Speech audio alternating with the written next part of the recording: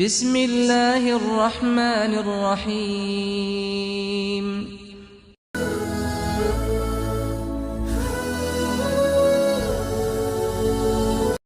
اعوذ باللہ من الشیطان الرجیم، بسم اللہ الرحمن الرحیم۔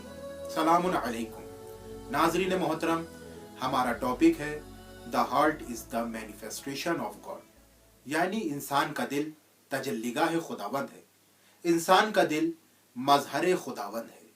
تعجب ہوتا ہے کہ انسان جب اپنا گھر بناتا ہے تو اس کے لیے دروازہ اور تالے کا بخوبی اہتمام کے ساتھ انتظام کرتا ہے۔ کیوں کر رہا ہے؟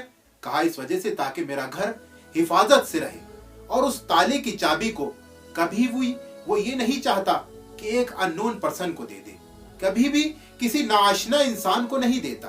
کیوں نہیں دے رہا؟ یہی جواب دے گا، اس وجہ سے نہیں دینا چاہ رہا ہوں کہ کہیں اننون پرسن، کہیں کوئی غاصب میرے گھر میں نہ گھس آئے اور میرے گھر کو نابود نہ کر دے۔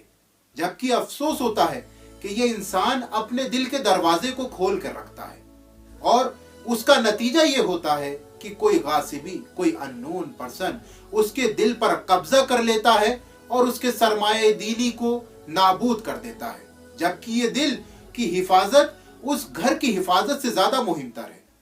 کبھی کہا گیا ہے کہ یہ دنیا کے ساتھ دل کا وابستہ کرنا تمہیں ہلاکت کی طرف لے جائے گا۔ کیوں؟ کہا یہ دنیا ایک شہد کے قطرے کے مانند ہے، اور وہ شہد کا قطرہ کہ جو زمین پر گرا ہوا ہو، اور ہم اس چیٹی کے مانند ہیں کہ وہ جا جا کر شہد کے قطرے سے لذت لیتی ہے اور واپس چلی جاتی ہے، دوبارہ جاتی ہے، شہد کے قطرے سے لذت لیتی ہے، مگر پھر واپس چلی جاتی ہے۔ مگر کیوں؟ اس وجہ سے کہ اس نے اپنی لذت کو اپنے کنٹرول میں نہیں رکھا ہے، اور وہ کنٹرول میں نہ ہونا اس کو دوبارہ اس شہد کے قطرے کی طرف لے کر جاتا ہے۔ لیکن اب وہ جب جاتی ہے شہد کے قطرے کی طرف تو اس کے دل میں خیال آتا ہے کیوں نہ اس شہد کے قطرے میں اندر چلے جاؤں اور اندر جا کر اپنی لذت کو باقاعدہ طور پر حاصل کر سکوں۔ لیکن ہاں، جب وہ شہد کے قطرے کے اندر داخل ہوتی ہے، مگر داخل ہونے کے بعد اب اس کی قدرت اس کے ہاتھ سے چلی گئی۔ اب اس کی قدرت اس کے ہاتھ سے جانے کا نتیجہ یہ نکلتا ہے کہ اب اس کے پاس کوئی دوسرا راستہ ہے ہی نہیں کہ وہ اپنے آپ کو اپنی پرانی قدرت کی طرف لے کر چلی جائے، اس کو فقط ہلاکت کا راستہ نظر آتا ہے۔ تو ہمارے لیے بھی یہی ایک نمونہ ہے، ایک مثال ہے کہ اگر ہم نے اپنے دل کو دنیا کی طرف پیوست کر دیا اور دنیا کے دلدل میں کود پڑے تو ہمارے پاس ہلاکت کے علاوہ کوئی دوسرا راستہ نہیں ہوگا۔ عزیزان محترم، یہ دل تجلیگاہ خداوند ہے، یہ دل عرش الہی ہے، یہ دل مظہر خداوند ہے۔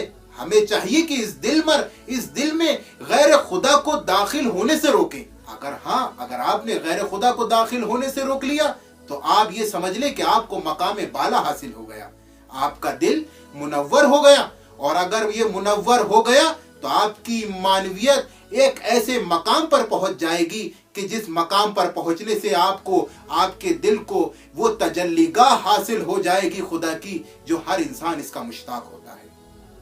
ہاں، اس کو حاصل کرنے کے لیے کچھ مقامات ہیں، کچھ منزلیں ہیں جو طے کرنی ہوں گی۔ پہلی چیز کہ آپ کو نماز حضور قلب کے ساتھ ادا کرنی ہے۔